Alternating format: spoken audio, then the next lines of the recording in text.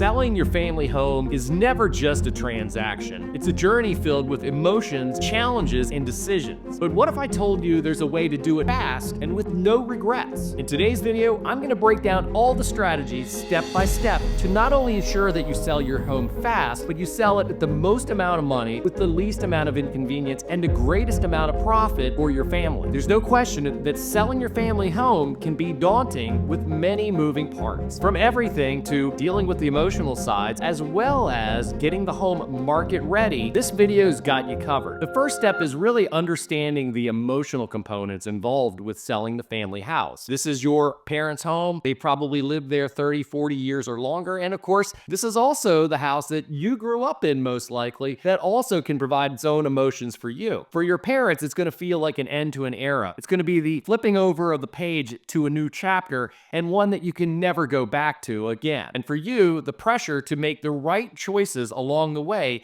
can feel enormous. And having dealt with this personally with my own parents and family situation a few years back, as well as, of course, dealing with this professionally throughout my real estate career with other families, I've seen a lot of people do the right things in doing this, and then I've also seen a lot of mistakes. So today, I'm just going to talk you through ways that I did it with my parents, and also the ways that I usually counsel my clients as well. First step is it starts with a family meeting. And of course, that's going to mean mom and dad, assuming that both of them are around, as well as any siblings involved, anybody that's going to be kind of, I'm not going to say a decision maker, but influential, let's just say, in the decisions, and is going to be a part of this process. All of these people should be at the family meeting. I think it's important to discuss everyone's feelings and expectations about the process along the way, and hopefully that everybody is kind of on the same wavelength when it comes to the strategies and what comes first in making these decisions. Also, during the family meeting, there should be discussions about where mom and dad are going to be going to next. Is that going to be, are they looking to downsize, move into their own home? Are they looking to potentially go into some type of independent living or maybe continual care? Are they moving in with you or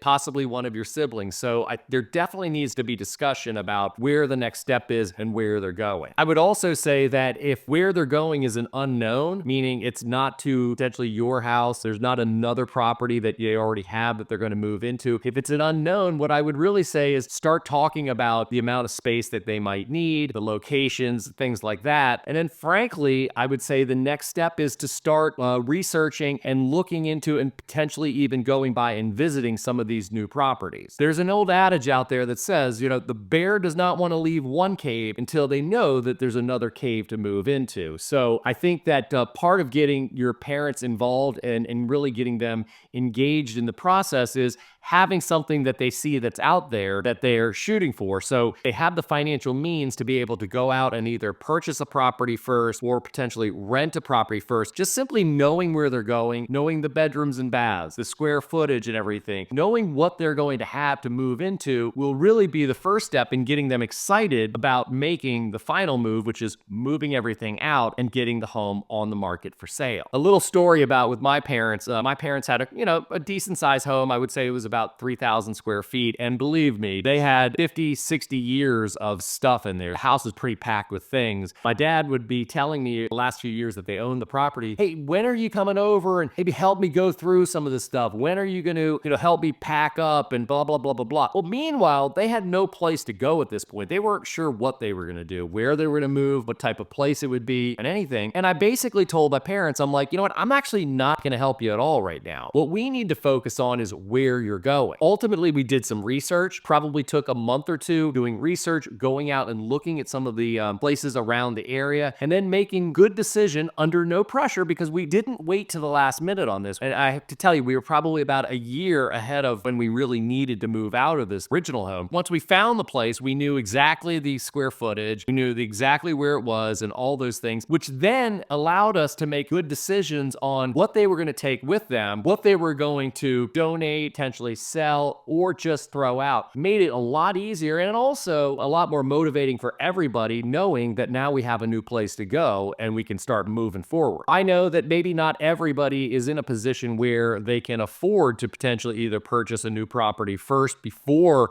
selling the family home or renting a property first. So I understand that that may not work for everybody just for simple financial reasons, but I would say that that is a possibility, that that's the way to go. Let's identify the place first that you're going to move into. Let's know exactly how much square footage you have, because once again, you'll make great, thoughtful decisions on what to take with you and what to get rid of. And believe me, as the son who was helping along in this whole process, it was a lot more motivating for me to come on over there and help my parents out. Basically, what I told them is, Mom and Dad, you know what, whatever you're going to take, let's get this packed up. I'm going to help you out with that. And whatever you leave behind, you know what, I'm going to take care of that as well. I'm your son, I'm your real estate agent as well. And so I've got this. Next is, once we move them out of the house, then we started, what do me and my brother want, you know, of theirs? Let me tell you, it wasn't much. What do my kids want of my parents? Not much. You know, there were a few items that were, you know, probably of value that we did end up selling on Facebook Marketplace, but the majority of it, we ended up getting a hauling service to come. And I know that hauling service sounds horrible. This was not gather up mom and dad's all their stuff and throwing it in a landfill, but actually the hauling service came out and ultimately things that they were going to donate, put aside, or they put aside to be able to take to places like Habitat for Humanity or Wider Circle. Things that were recyclables, they put in one pile, things that they could donate in another pile, as well as things that were going to ultimately be taken to the trash. So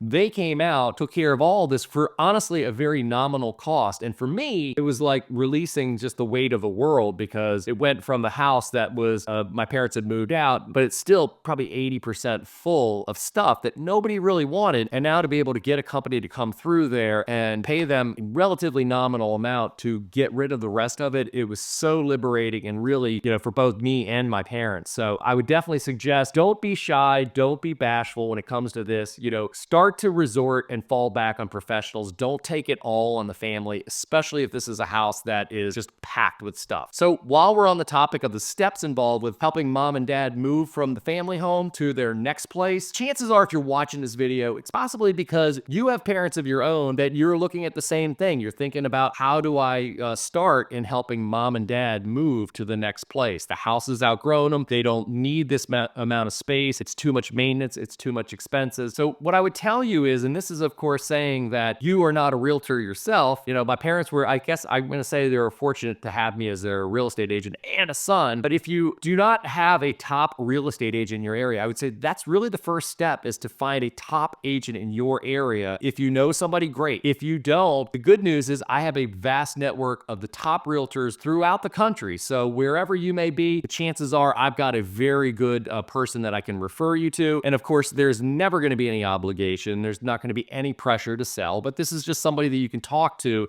at least start the building blocks and moving things forward. The best way to get this referral is you can either scan the QR code that's on the screen right now, or click the link in the description below that says referral. Either way, I'll get your information. I'll reach out to you. We'll have a quick call, maybe 3 to 4 minutes or so, kind of get an idea of the situation, and that will help me better prepare and make a handoff towards a really great agent in your area. Don't be shy. Go ahead and either scan that QR code or click the link below. The third step, now that we've gotten mom and dad moved out of the house, is how do we want to handle the sale of the property? Are we going to be selling it more in as-is condition, or are we considering or open to potentially doing some renovations, some repairs, some spruce up, and possibly even some staging? You know, I've done other videos on this that you might want to check out, where it discusses the options of selling as is versus selling it spruced up and staged. So you might want to check on those as a reference. If as a family you decide with your realtor that you want to take the path of lesser resistance, which would probably be a more as is sale, that's always an option. However, you have to understand too that you're not going to go through the effort and the work to get the home really what I would consider market ready. You can always sell it, but you're also going to be selling it for quite a bit less as well. And you know, hey, that's okay as long as you understand that and you understand your options and choices. Of course, if you're selling as is, chances are you're going to be going on the market sooner than, of course, if you were to take on renovations, repairs, spruce up, and staging. Let's just assume for a moment that as a family and in discussion with your real estate agent that, you know what, we do think it would be a benefit to go ahead and get the home spruced up some, potentially staged. Once again, it's always an option. I always say that a good realtor would be able to give you good advice on what to do and what not to do. And I know that when I'm going to somebody's home, I'm really good at identifying those things that are going to bring about maximum ROI. And my goal is, if I'm going to ask or suggest, let's just say, the homeowner or the family of the homeowner to invest $1, I believe we need to be getting a $3 to $4 return on that investment. I feel like if you're not getting that, it's probably not worth doing. And so, yes, there are things that you can do like that that will get that type of return. Once again, not going to go into specifics today, but a good real estate agent will be able to tell you the items to do, not to do. You want to stay away from things that are going to take too long, cost too much money, and you're not going to get a return on it. Of course, there's always the question about staging. I would say this when it comes to staging, and once again, I'm assuming that we have an empty house at this point. I sell a lot of homes that are vacant, that are empty, and then I sell some that are staged as well. I would say that it really, once again, this is a topic that you want to cover with your real estate agent. I do find that in the higher price points, it makes more sense to make that investment in staging. Ultimately, you can potentially take what might be $5,000 in staging and potentially sell the home in a higher price range. You might be able to sell it for $30,000, $40,000, $50,000 more, and that makes a lot of sense. However, the lower the price point, the harder it is to really spike that and really leverage that amount invested and get 3 or 4 times the return on it. The way I look at it is it depends upon price point and how much I think that we can springboard the value by the investment put into the staging. Sticking with preparing the home for the market, the other thing that I would say is, and this is once again assuming that you're taking the route of investing some money into getting a return on the property, I think that, a lot of people these days get hung up on, they see all the things on HGTV and they see, things on YouTube where these homes have just been completely turned around upside down and look gorgeous. Typically, that's not what we're doing when I'm getting my client's home ready for sale. To me, it's not so important, especially in your parents' home where maybe they've lived for 30, 40, 50 years, that it be trendy and super modern and cool. The chances are, unless your parents are super hip and had it that way from the beginning, which it probably didn't, that the amount of money that it would take to invest in that, you're never going to get a return on it. I think what's more important than being trendy and hip is just that the property needs to be, I would say, Q-tip clean. You want to make sure there's no fuzzy edges, there's no dust bunnies, there's none of those type of things. Obviously, the yard is well maintained from the front, preferably some nice landscaping in there, well kept, edged, trimmed, hedges trimmed up. You just want to start really with a good base where the house presents well when you pull up into the driveway, and of course doesn't let you down as you start going through the property. With the photos and the videos these days, the people are going to have a good feel of what this house is like. You just want to make sure that what they see when they come on the insides matches the expectations and what they see online. To me, I always say it's a little bit like online dating where, you don't want to be putting up photos that look so overtouched and glamorized, or maybe it's 10 years old when you were, 50 pounds lighter, and then you show up at the Starbucks and it's like, what the hell is this? Like, this is false advertising. So again, I would just say that it's important, if you go the route of putting the work in, the investment into getting the home ready, that the online experience is good, but also the in-person experience matches the online so that everybody's expectations are in line. The fifth thing that I would say is, once again, and this goes along with getting the right agent from the beginning, is to price it right. It's so important today to price it right. The good news is, and the markets are different all over the country. DC area that I'm in, it's different depending upon location within the county. There's certain parts of my county that are hotter than others. There's certain parts that are not as hot. Oftentimes this can be based on price point. Oftentimes this can be based on school district, whether it's inside the beltway, outside the beltway. So the chances are it's probably similar in your area as well. So it starts with getting a good realtor who knows the market and also can help you price accordingly depending upon what you have in the property, the condition, as well as the condition of the market. I like to say an agent really should have a good feel for, is there a tide of buyers that's coming in? In that case, obviously, that's awesome because you have more buyers, that gives you more opportunities, and the chances are that you might even see some type of bidding war go.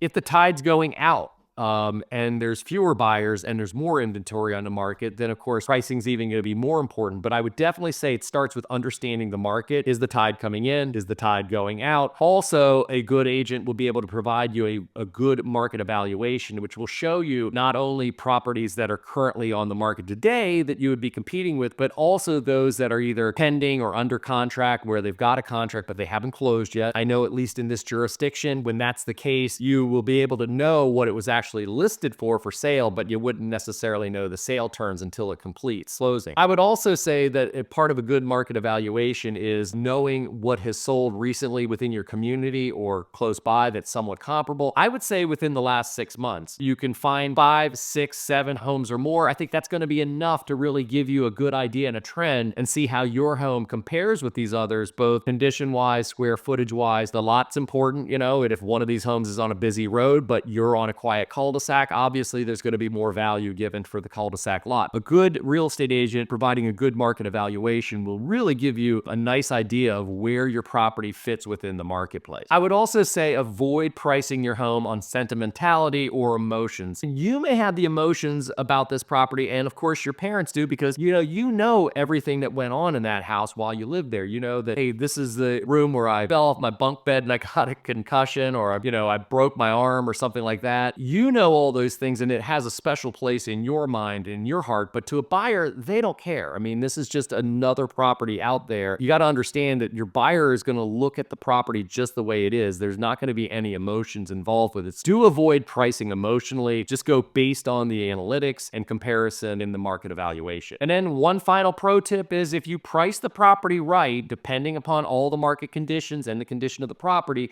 there's a very good chance that you may be able to get multiple offers. And what I like to tell people is, when you get multiple offers, not only does the price go up, but a lot of those pesky contingencies like home inspections and radon inspections and appraisal contingencies and financing contingencies, many of them go away with competition. The idea is to grab as much excitement, create as much demand as you possibly can to get people bidding after it. Higher price, fewer hassles with the contingencies and inspections and things like that. Those are my suggestions in helping mom and dad move from the family home to their next place here. As I said, I've got a lot of experience in doing so with my own family. Gosh, I know that someday my kids are going to be doing this for me. And, this is just what we call a circle of life. But I do think that it helps to go in there with a plan. I do understand that not in every case will mom and dad be able to move into a new place potentially first. But I would say, if that's at all possible, that would be what's recommended. Let's get them excited about where they're going, know exactly where they're going to be, how much space they have involved. That way, once again, it's real good, thoughtful decisions on what to take with them and then what goes. And as always, if you'd like more personalized advice and you'd like to talk one-on-one with me, I invite you to either scan the QR code on the screen, where you can set up an appointment with me through my Calendly, or click on the Calendly link below. Together, we'll create a plan tailored to your family's unique situation. Thanks once again for checking out my latest video. I'll see you next week.